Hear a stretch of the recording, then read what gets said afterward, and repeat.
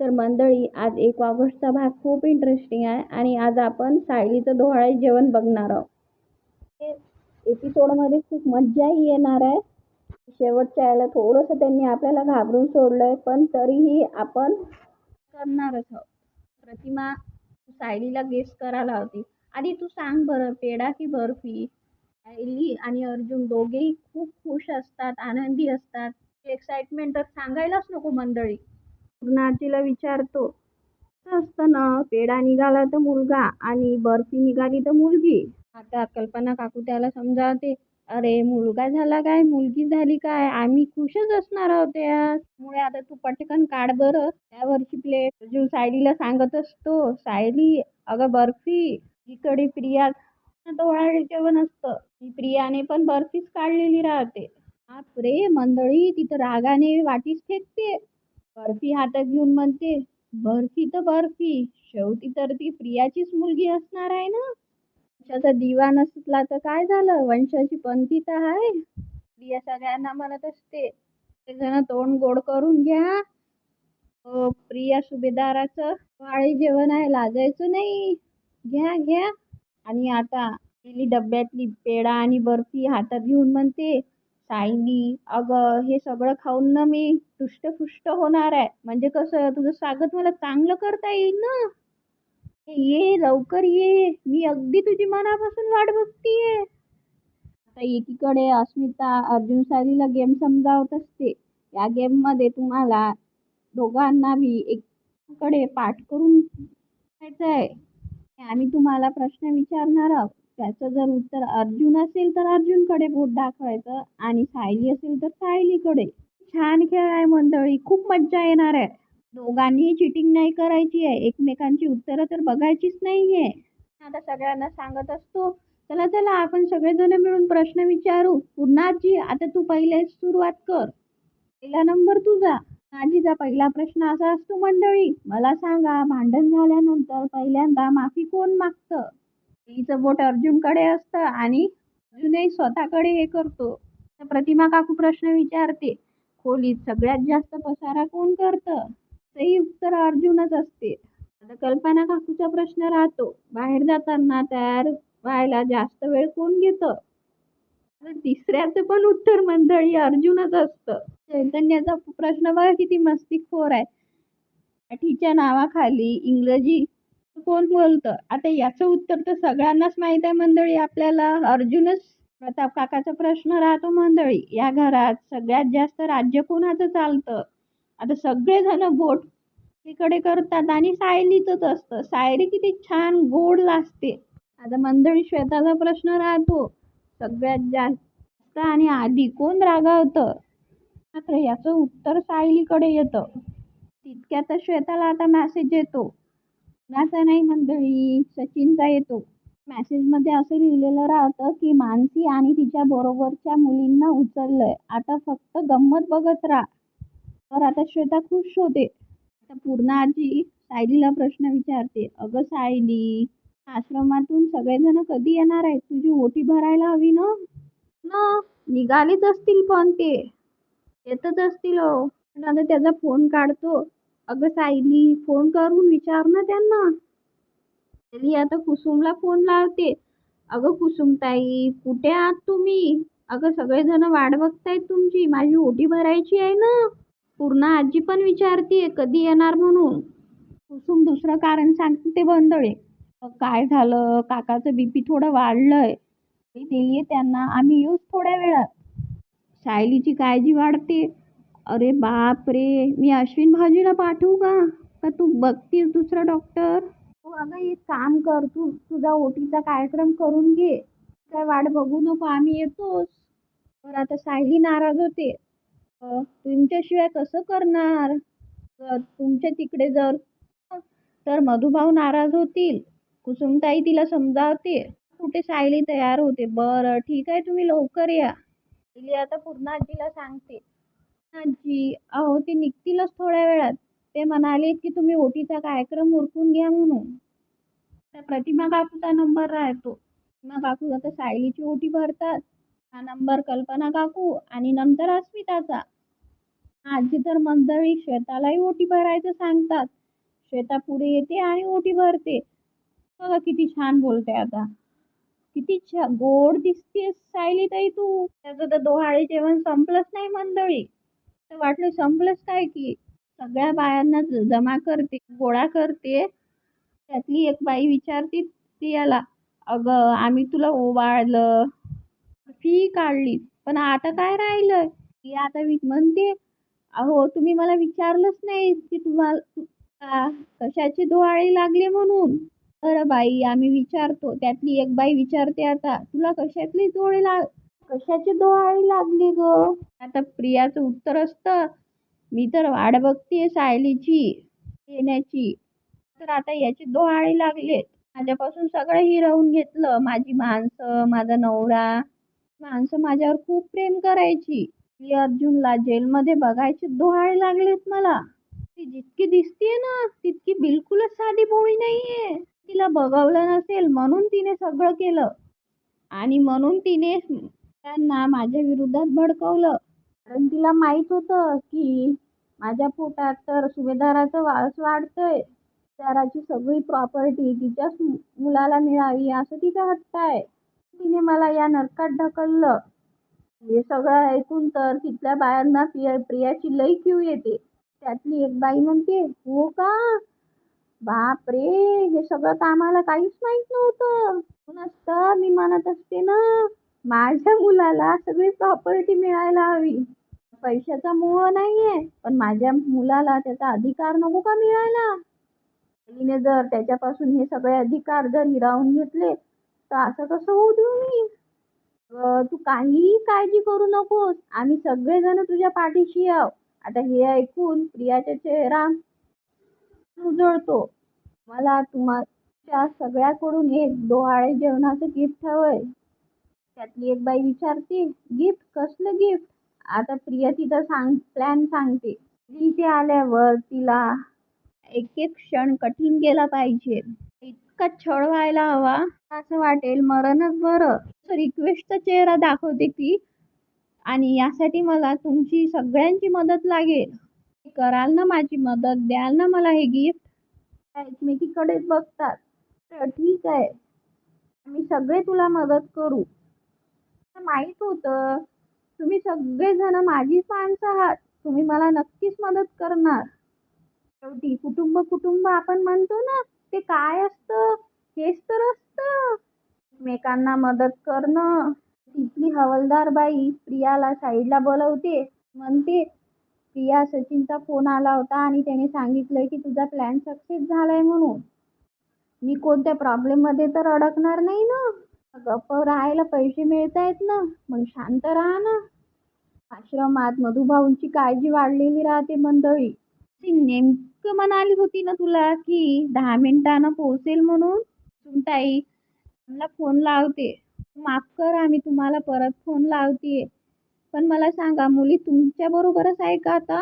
हो, मगाशी नाही का बरोबर मानसी बोलली आणि सगळ्या मुली तिच्या बरोबरच निघाल्या. पण त्या अजून घरी नाही आल्या का? नाही, तर घरी पण पोहोचले. तेच तर मी म्हणते. अहो ते बसमध्ये मधून उतरून दुकानात जाणार होते. त्यांना सायलीसाठी गिफ्ट घ्यायचं होतं. असं वाटलं की अजून ते तुमच्या बरोबरच आहेत. तर मी ठेवते. म्हणून आता कुसुमताई फोन ठेवून टाकते. ते गेल्या असतील या मुली. श्रमातले काका म्हणतात, अजून सायलीला सांगावं लागत की अजून घरी आल्याच नाही. हो, आता त्या काकांना अडवतात. अहो नको नको, सायलीला जर कळलं ना तर ती डोहाळे जेवण सोडून ती धावत इकडे येईल. बघा, त्यांच्या मोठ्या कार्यक्रमात आपल्याकडून मिठाचा खडा नको पडायला. आता कुसुमताई सगळ्यांना म्हणत असते, इथे या मुलींचं त्यांना गिफ्ट पसंत नसेल पडलं म्हणून ते 10 दुकानं फिरत बसल्या असतील. शेवटी त्यांना सायलीताईला त्यांच्या छान गिफ्ट घ्यायचंय ना. आता मधुभाऊ तिला म्हणतात, अगं कुसुम, तू स्वतःची समजूत काढतीयेस की आमची? आश्रमातले 2 मुलंही उठतात. कुसुमताई, अगं आम्ही येऊ का तुझ्या बरोबर? ताई आता धावतच ते मुलींना बघायला आणि घेऊन येते असं म्हणते. ना आजी आता सायलीला उखाणा घ्यायला सांगते. आता चैतन्य खाण्यासाठी चेअर्स करतो. आता पूर्णाजीला म्हणतो, "पूर्णाजी बघ गं, पेक्षा तर जास्त यांनाच उत्साह चढलाय." "हो अरे." अर्जुनला म्हणतो, "आता तू बाबा होणार आहे त्यापेक्षाही मी काका होणार आहे याचा आनंद जास्त आहे." सायली दोघेही मिळून आता नाव घेतात.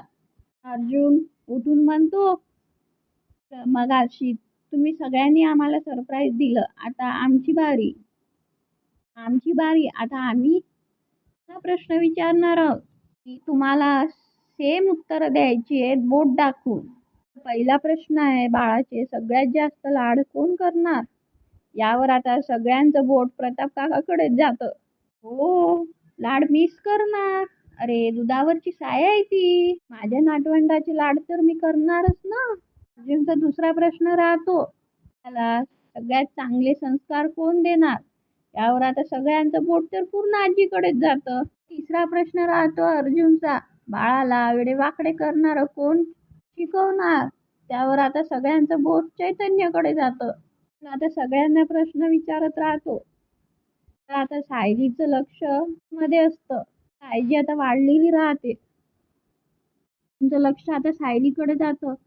बायको, अगं मीच विचारतोय एवढे प्रश्न, तू पण विचार ना.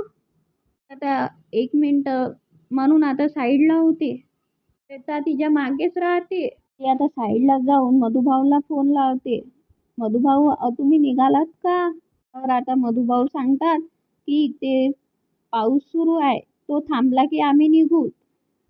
आता स्वतःची काळजी तर स्वतःलाच घ्यायला हवी ना. यावर आता सायलीला डाऊट येते की मधुभाऊ तर असं कधी आधी बोलले नव्हते. पाऊस पडला तर चिखल होणार आणि चिखलात तर स्वतःला सांभाळून यावं लागणार ना. पावसामुळेच थांबलायत ना तुम्ही, आणि काकाची तब्येत बरी आहे की नाही? नाहीतर काही दुसरं कसं घडलं नाही ना? बरे आहात का मधुभाऊ? तर आता मधुभाऊ म्हणतात, हो अगं मी तर एकदम फिट अँड फाईन आहे. गौरी कशी आहे? हे काय समोरच बसलीये माझ्या, थटून. किती सुंदर काळ आहे माहित आहे का? बरं, पाऊस थांबला की लगेच निघा किंवा मी यांना गाडी घेऊन पाठवू का? आता मधुभाऊ ताई म्हणतात, नाही नाही, नको नको. कशाला? पाऊस कमी झाला की आम्ही निघतो. तुझी काही काळजी करू नकोस तू. आता सायली म्हणते, बरं ठीक आहे, या तुम्ही, मी वाट बघतीये. बघा कशी दाखवते, तिला कितीकच काळजी आहे. काय म्हणाले ग मधुभाऊ? ती आता श्वेताला सांगत असते की पाऊस की निघतो म्हणालेत मधुभाऊ. की अगं नक्की त्यांना पावसामुळेच उशीर होत आहे ना, की काही घडलंय आणि ते लपवतायत आपल्यापासून?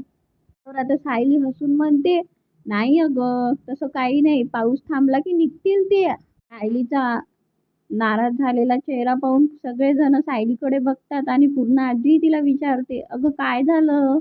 त्यावर आता सायली सांगते की मधुभाऊ म्हणालेत की पाऊस थांबल्यावर निघतील ते. अस्मिताचं सगळं लक्षात येतं. अस्मिता म्हणते, अटेन्शन अटेन्शन, डोहाळे जेवणाचा बेस्ट परफॉर्मन्स तुम्हाला बघायला मिळणार आहे. स्मिता, कल्पना काकू आणि प्रतिमा काकू तिघी मिळून खूप छान डान्स केलाय मंडळी. आता एकीकडे कुसुमताईची काळजी वाढलेली आहे ना. सगळ्यांना विचारते की काही मुलींना बघितलंय का? जमातले काका तर मारतच असतात. अहो कुसुमचा फोन अजून आला नाही ना. मुली सापडल्या तर असतील ना? पडल्या असतील तर देवच पावला. पण मला तर किती काही झालं तरी वाईटच विचार येतो माझ्या मनात. पण इन्स्पेक्टर सावंताला फोन करूया का? इन्स्पेक्टर सावंताला फोन करतात आणि त्यांची ओळख सांगतात. हे बघा, मी आश्रमातून मधुकर पाटील बोलतोय. म्हणतात, साहेब अहो तुमची मदत हवी होती. काय? आमच्या आश्रमातल्या मुली पिकनिकला गेल्या होत्या आणि त्या बसमधून उतरल्याही. आश्रमात आलेला नाही आहे तो. काय झालं असेल काहीच कळत नाही आहे आम्हाला. आता इन्स्पेक्टर सावंत विचारतात त्यांना, त्यामधल्या एका मुलीकडे फोन वगैरे आहे का? हो, त्या आश्रमातल्या मुली आहेत, त्यांच्यापाशी कुठला फोन राहणार आहे? मला सांगा, मी मिसिंग कंप्लेंट नोंदवू शकतो का? थांबा भाऊ, मिसिंग कंप्लेंट एवढ्या वेळात होणार नाही शक्य. मी माझ्याकडून काय होतंय तितका प्रयत्न नक्कीच करतो. काय होतंय तुमच्याकडून करा, पण आमच्या मुलींना शोधून आणा. अहो हे बघा, अहो तुम्ही शांत व्हा. काहीही अपडेट आलं ना तर मी तुम्हाला लगेच कॉल करतो. मधुभाऊ कुसुमताईला फोन लावतात. अगं तू मुली सापडल्या का? नीट चौकशी कर. रस्त्यावरच्या सगळ्यांना विचार आणि दुकानदारांनाही विचार. सगळ्यांना विचारलंय.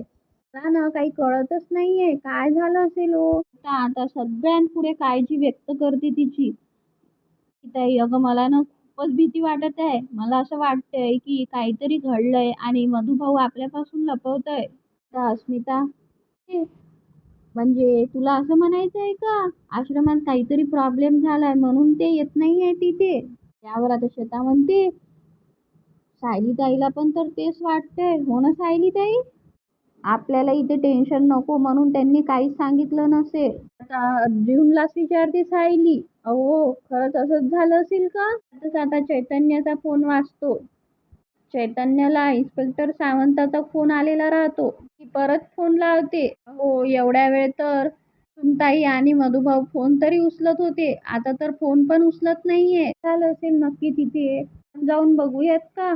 आता प्रतिमा काकू म्हणते, आता तर मला सुद्धा हे काही बरोबर वाटत नाहीये, ठीक वाटत नाहीये. ती आता तिच्या काळजीनं म्हणते, आपण चला ना जाऊयात ना आश्रमात. तर आता कल्पना काकू तिला समजावते. अगं काही काय गं सायली, तू काय अशी जाणार आहेस का? म्हणतो आता तिला, थांब थांब तू इथेच थांब. दादा म्हणतो, दादा मी पण येतो तुझ्या बरोबर चल. त्यांनी अर्जुनला सायली म्हणत असते, हे बघा काहीही असेल ना तर माझ्यापासून लपू नका हं. तर खरं सांगताल मला. डोंट वरी, तू टेन्शन घेऊ नको. ती निघाली सुद्धा असतील. त्यातच आता चैतन्य धावून येतो. जून, अरे मला नाही का इन्स्पेक्टर सावंताचा फोन आला होता.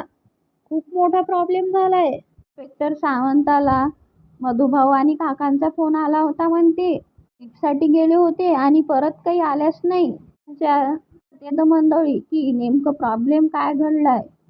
जे बस परत आली आणि त्या उतरल्या सुद्धा पण घरी नाही आल्या. ते आता पुढील भागात तिला अटक होते असं दाखवलंय. मीडियावाले पण सायलीकडे धाव घेतात. आता मीडियामध्ये विचारला जातो प्रश्न तिला की यामध्ये मधुभाऊ पण सामील होते का? तिला म्हणत असतो की सायली काही काळजी करू नको, मी आहे. ती आता जेलमध्ये अंदर गेल्यानंतर अर्जुन तिला बाहेरून म्हणत असतो की तुला निर्दोष मुक्त करेलच बायको. मला काळजी आपल्या बाळाची आहे, जीवांची आहे. म्हणूनच तर आता बळ दुट्टीने वाढलंय माझं. रडायचं नाही, लढायचं, जिंकायचं सुद्धा. प्रिया मागून टाळ्या वाजवत येते. तुम्हा दोघांचं इथे स्वागत आहे. आता मात्र सायलीच्या लक्षात येतं मंडळी की हे सगळं प्रियाचंच कारस्थान आहे.